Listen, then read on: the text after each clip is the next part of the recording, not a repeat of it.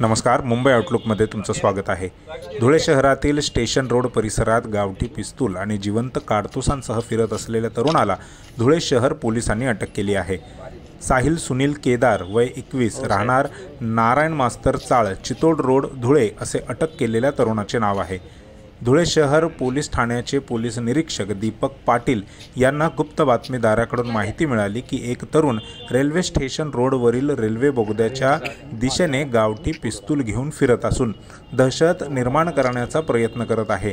याची खात्री होताच सहाय्यक पोलीस निरीक्षक प्रशांत राठोड यांच्या नेतृत्वाखाली पोलिसांनी तात्काळ सापळा रचून साहिल केदार याला ताब्यात घेतले।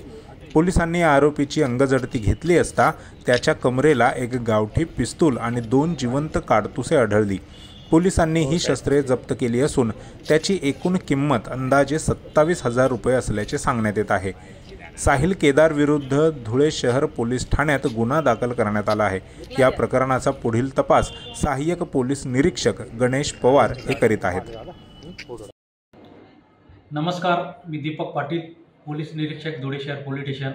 काल दिनांक 21/3/2025 रोजी आम्हास गोपनीय बातमीद्वारा माहिती मिळाली की एक इसम रेल्वे स्टेशन जवळील बोगदा इथे पिस्टल बाळगून दहशत माजवताना फिरत आहे अशी बातमी मिळाल्याने आम्ही PSI राठोड DBचे पथक यांना सदरची हकीकत सांगून कारवाई करण्याचे आदेश दिले।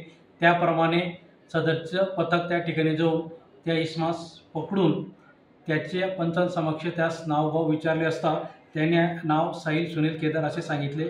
तो राहणार नारायण मास्तर चाळ चितोड रोड येथील असून त्याच्या अंगझडतीमधून 25,000 रुपये किमतीचे गावठी पिस्तल, शील्ड बॉडी व मॅगझीन असलेल्या आणि 2,000 रुपये किमतीचे 2 जिवंत काडतूस हे मिळून आलेले आहे।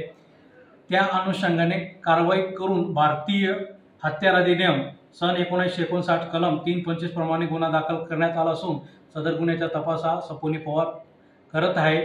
सदरची कारवाई मान्य पोलीस अधीक्षक दिवरे सर, अप्पर पोलीस अधीक्षक काळे सर, उपविभागीय पोलीस अधिकारी उपाशे सर यांच्या मार्गदर्शनाखाली करण्यात आलेली आहे।